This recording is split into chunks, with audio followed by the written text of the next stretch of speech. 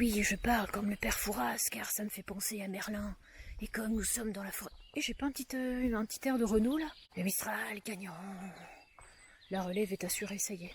Salut les coxypotes, bienvenue dans cette nouvelle vidéo dans laquelle je vais vers une destination inconnue, dans laquelle je ne vous ai jamais envoyé, mort de rire, vous le verrez. Et puis je vous parle du nouvel habitant qui débarque dans le camping-car. Vous en saurez plus dans cette vidéo, bien sûr c'est à prendre avec humour, etc. etc. On n'oublie pas le petit pouce bleu, le commentaire qui fait super plaisir, et puis si ce n'est pas encore fait, rejoignez-moi sur Instagram tout simplement. Salut les coxypotes, bonne vidéo. Les coxypotes, vous n'êtes pas prêts. Enfin si, peut-être que vous êtes prêts, parce que je vous en parle depuis extrêmement longtemps. Je vous bassine en permanence avec ça. Vous savez où je suis? Vous savez où je suis? Je vous repose la question. Je suis en Bretagne. Ça y est, je suis enfin arrivée. Ça m'a fait hyper bizarre parce que hier, je suis arrivée tranquillement, voilà, en Ille-et-Vilaine, vers Liffré. Après, j'étais vers le canal de Chevagné et Béton, un truc comme ça. C'était super mignon. Et en fait, en passant, j'ai vu une boutique qui s'appelait Ti quelque chose. Parce que souvent, comme vous le savez, en Bretagne, pour donner un nom à un lieu-dit, ou alors, par exemple, à un magasin, une petite boutique, ils vont commencer par Ti, T-I, avec le nom à côté. Et quand j'ai vu ça, vous savez ce que je me suis dit à haute voix? Je me suis dit, je suis revenue chez moi. Je vous jure, je me suis dit ça, je suis revenue chez moi. Quand je suis ici, je suis pleine de joie, je suis pleine de bonheur. Je suis vraiment remplie d'une émotion indescriptible, mais tellement joyeuse, tellement positive, que vraiment c'est inexplicable. Je ne peux pas vous expliquer ce que je ressens, c'est indescriptible. J'ai décidé de commencer à filmer où ça, dans un endroit quand même assez clé, on va dire, de la Bretagne. Là, je suis dans le Morbihan, la forêt de Brocéliande. Et oui, alors aujourd'hui ou demain, je ne sais pas trop, nous allons aller au niveau du Val Sans Retour, donc là où il y a l'arbre d'or. J'avais vraiment envie de revenir ici, je ne sais pas pourquoi. Je vais vous montrer où je suis. J'ai mis Coda comme ça dehors avec la laisse. On est vraiment sur un parking herbeux, donc pour camping-car. C'est vrai que moi je suis arrivée par les parkings P1 et P2, donc je suis arrivée comme ça au niveau du village. Tout était blindé de chez blindé, parce que forcément, comme c'est un long week-end, il y a énormément de monde. Et je me suis dit que ma petite place favorite, qu'est-ce qu'il lui prend? Lui, il se jette dans l'herbe comme ça avec sa balle. Je sais pas si vous avez entendu, là il y a eu la petite cloche tout en haut de la mairie là qui sonne toutes les heures. Pour être venue ici l'année dernière, je l'ai pas du tout entendu de la nuit. C'est pas un bruit sourd. Et donc je suis trop contente de voir qu'il y a de la place. Chacun voilà, se met un petit peu où il veut. Il y a même un camping-car, regardez, qui s'est caché carrément. Alors il est où? Il s'est caché carrément là-bas. Il a bien raison. Et puis ben moi je me suis cachée carrément ici. Donc je crois que ça fait 1 an que je suis pas venue à Brocéliande. J'avais découvert ce super parking d'ailleurs. Mais je ne resterai pas très longtemps parce que normalement je devais partir. J'avais calculé 1 mois tout pile. Sauf que comme j'ai été à la porte ouverte d'Aron, ça a repoussé un petit peu le départ. Après il y a eu le brevet, donc ça a encore repoussé un petit peu le départ. Il veut bouffer ma burrata. Et ensuite, fin du mois, mon loulou a un oral à faire voilà, devant un professeur. Donc j'ai décidé de l'aider et d'être présente. Donc ça a raccourci, on va dire, d'à peu près 2 semaines le road trip. Mais bon, c'est pas grave. De toute façon, avec mon loulou, on a prévu de revenir au mois de juillet. Et quand bien même, priorité, c'est lui, quoi. C'est ses études, c'est tout ça. On fait toujours les petits devoirs par internet. Il a des résultats qui sont de plus en plus bons. Je suis très très fière de lui. Oh. Et voilà. Bon, qu'est-ce que tu dis, toi? Tu grattes l'amitié? Qu'est-ce qui t'arrive? Oh là là, tu mets tout ton poids sur maman. Tu es lourd. Et là, pendant que je vous parlais, qu'est-ce que j'avais peur qu'il mange? Eh bien, ma burrata. Je sais pas si vous connaissez, c'est que la 2e fois que j'en achète. Mais je trouve ça super bon. Alors, je l'avais acheté normalement pour ce soir, mais je pense que ça sera un petit peu moins frais. Puis c'est quand même meilleur quand c'est frais. Avec une petite tomate, ça va faire vraiment bien l'affaire. Et puis voilà, n'espère pas en avoir. Regardez, il s'assied en mode « Oh, je suis si mignon, regarde, je m'assieds sans que tu le demandes. » Non, non, ça ne marchera pas. C'est moi qui t'ai parlé par contre, c'est pas derrière. Regardez-le, lui. Ce gros taré, là. Il n'arrête pas. Il fait des allers-retours.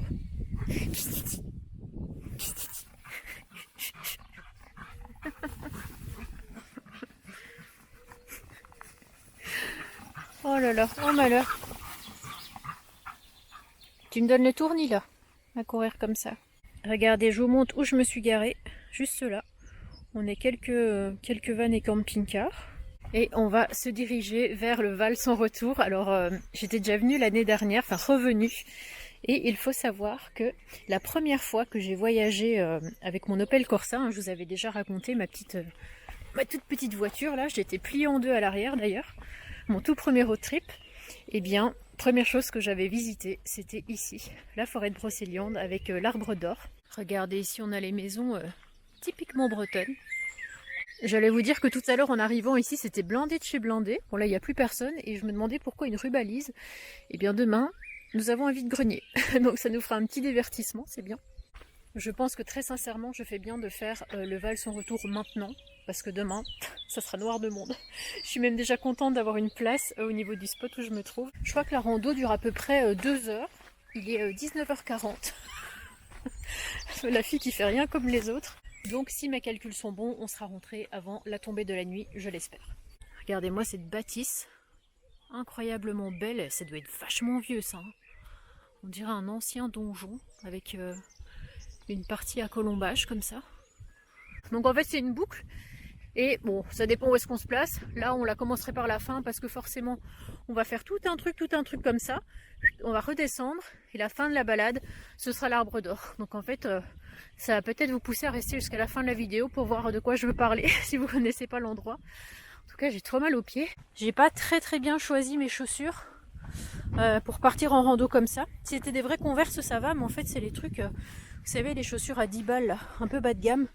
Et en fait, ils vous font croire que ça, c'est toute la semelle. Et en fait, la semelle, c'est pas du tout ça. C'est juste un espèce de trompe-l'œil. La semelle, elle est hyper pas épaisse, quoi. Bon, lui, il s'arrête tous les 2 minutes parce qu'il est sur ses odeurs. Est-ce qu'on va rentrer de nuit, Koda? Je n'espère pas. L'année dernière, c'était quasi impossible de marcher sur les petits chemins. Moi ici, c'est un grand chemin, assez rocailleux, tout ça. Mais quand on s'enfonce un petit peu plus sur les petits sentiers, ils étaient trempés, inondés. J'étais ressortie de là, je vous explique pas.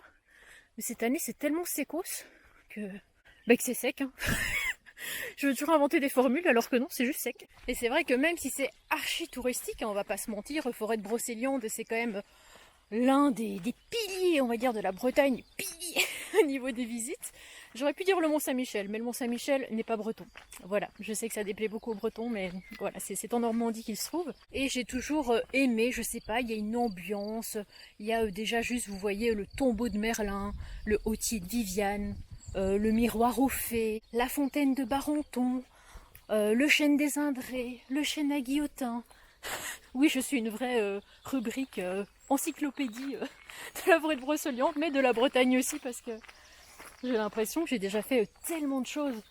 Quand je vois ma carte et que je vois toutes les petites étoiles en mode « ça tu l'as fait », je me dis « mais j'ai fait une énorme partie ». Alors bien sûr, il y aura toujours des choses à voir. C'est pour ça d'ailleurs que je suis là et que je compte bien aller voir des choses que je n'ai pas encore vues. Mais c'est vrai que je connais quand même déjà pas mal de trucs. Et pourquoi je dis ça ? Ouais, parce que, je sais pas, la forêt de Brocéliande, c'est mon petit passage habituel.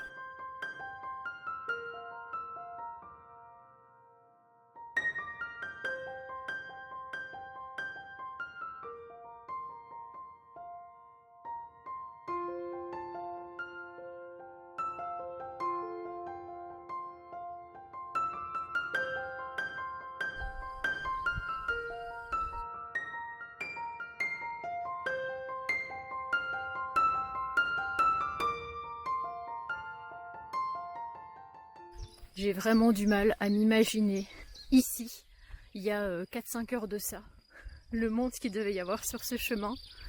Et puis nous, le privilège qu'on a, c'est d'être garé à côté et de pouvoir y venir quand il n'y a plus personne, quoi. Je mesure la chance que j'ai, je vous l'avoue.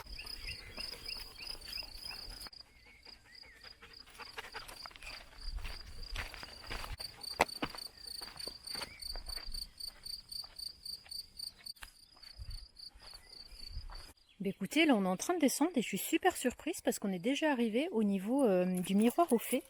J'aurais vu ça vraiment beaucoup plus long. Ça m'a fait trop rire parce que sur mon chemin en fait j'ai croisé des gens et puis ils m'ont dit est-ce que vous êtes d'ici? Est-ce que vous savez pour aller à l'arbre d'or si c'est par là? Et moi j'ai dit oui c'est par là-bas. Vous savez, la meuf qui vit ici, qui connaît par cœur comme sa poche. Après je sais que la balade peut continuer par ici pour aller jusqu'au hautier de Viviane. Mais je pense pas qu'on va aller par là. On va plutôt faire le tour de l'étang. C'est vrai qu'il a quand même un petit côté mystique, d'autant plus vu son nom. Ça donne une petite ambiance spéciale. Bon, il y en a un qui avait soif en tout cas. Alors que ça fait 30 minutes qu'on est parti, mais bon. Déjà assoiffé. Comment il boit. Un peu par-ci, un peu par-là. Pourquoi tu fais une tête comme ça? Tu sais que t'es très flippant. C'est vu comment il me fixe. Dès qu'il est dans l'eau, il me fixe. Vous savez pourquoi? C'est parce que souvent je lui lance des bâtons. Et du coup après il court après. Sauf que là on va pas commencer à se tremper à cette heure là quand même. Hein? C'est peut-être pas une bonne idée. Ou alors tu vas attraper un rhume des fesses comme la dernière fois, tu te souviens? On t'éternuait et que tu toussais. Ouais, ça t'a pris pendant 3 jours. Imprégnez-vous avec moi de cette ambiance champêtre, nature. Et Koda qui respire comme un bœuf juste derrière. Hein, les trucs de relaxation, c'est pas pour toi. Hein. Toi, t'es tout le contraire de la relaxation. Et si je ne me trompe pas, juste là-bas derrière, nous arriverons au niveau de l'arbre d'or. Je crois qu'il doit être là-bas quelque part. On a encore un joli petit pont ici. Vous avez remarqué, je prends ma voie douce, tranquille. Alors, est-ce que c'est par là? Ou est-ce que c'est pas par là? Je crois, dans mes souvenirs lointains d'il y a 1 an, vous attendiez à quoi? Que j'allais dire il y a 20 ans? Non, c'était il n'y a pas si longtemps que ça. Je crois que l'arbre se trouve là-bas, juste derrière. On a toujours l'eau qui est remplie d'oxyde de fer ici. Une couleur un peu marron, rougeâtre.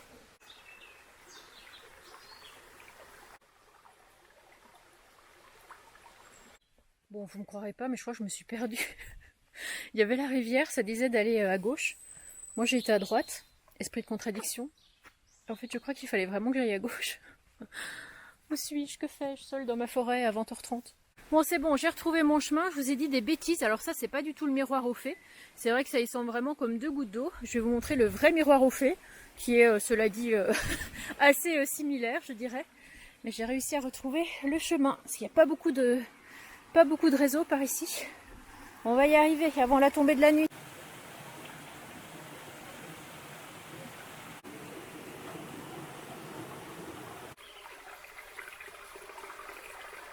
Ça, c'est vraiment un endroit hyper étonnant. Quand la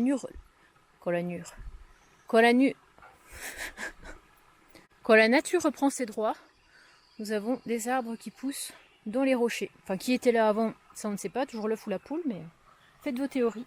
Ça y est les coccipotes, regardez, nous sommes enfin arrivés au miroir au fait, qui est quand même, comme je vous l'ai dit, assez similaire. C'est écrit danger, baignade interdite. Comment vous dire, entre nous, j'ai pas très envie de me baigner là-dedans. Non, vraiment, ce sera sans moi. Et si mes souvenirs sont bons, nous sommes bientôt arrivés à l'arbre d'or. Oui, je parle comme le père Fouras, car ça me fait penser à Merlin.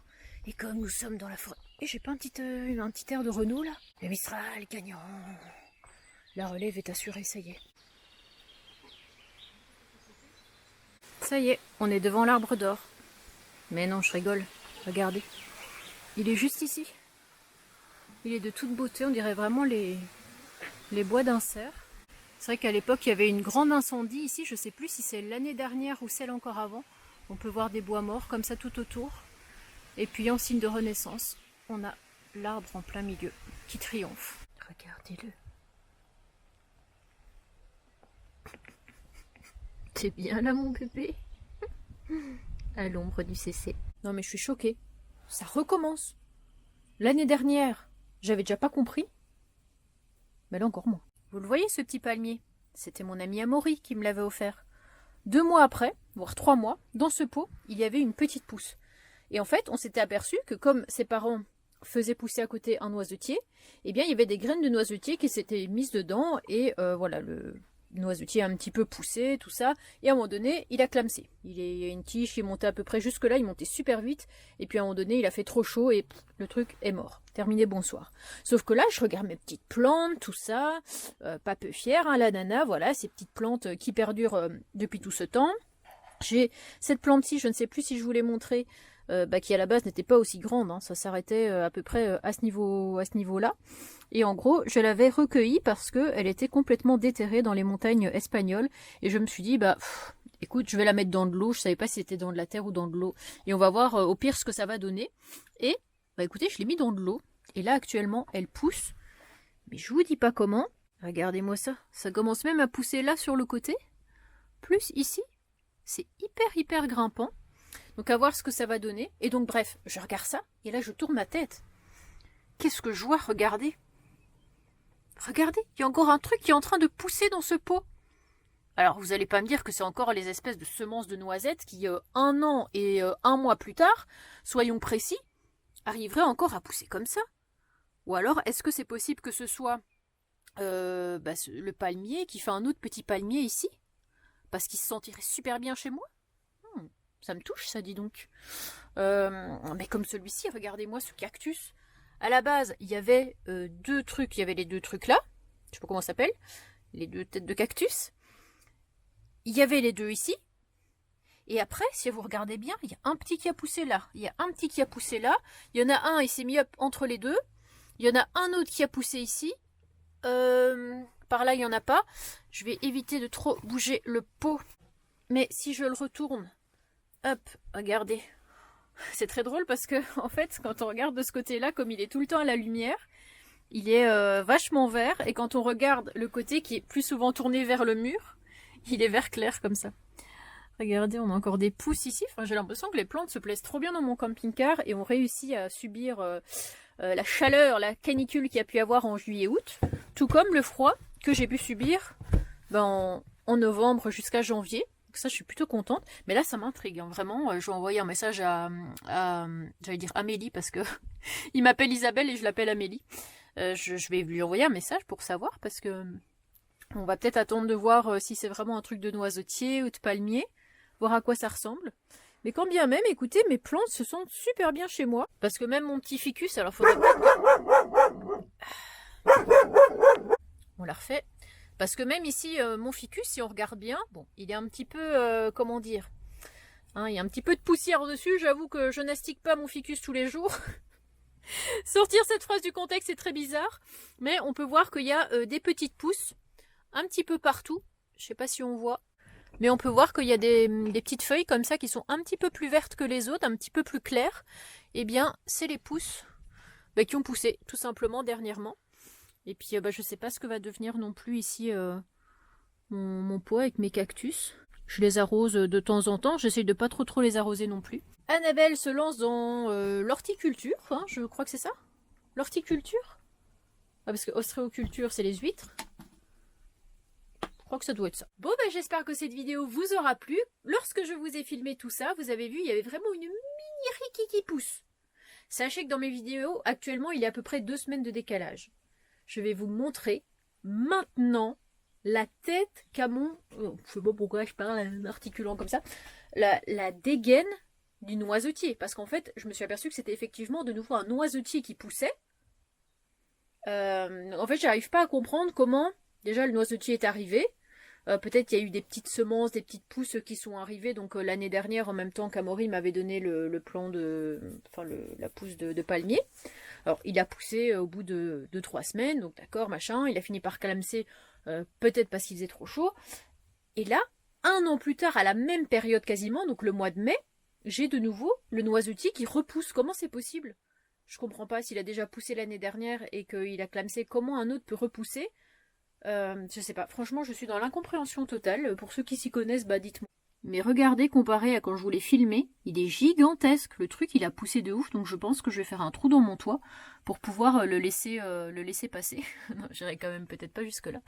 Mais en tout cas, ouais, il a vachement bien poussé en très peu de temps. Alors maintenant, à voir s'il va tenir dans le temps, c'est surtout ça la vraie question. Et puis s'il finit par vraiment pousser, peut-être que je le laisserai chez un ami, chez quelqu'un qui peut-être s'en occupera, il le plantera dans son jardin, il aura peut-être plus de chances de survie qu'ici, quoi. Mais ça me fait vraiment halluciner, la nature est vraiment trop bien faite. Donc je vous retrouve dans la prochaine vidéo dans laquelle je vous emmène à la pointe du Blair. Ça se trouve dans le Morbihan, c'est un endroit qui était vraiment...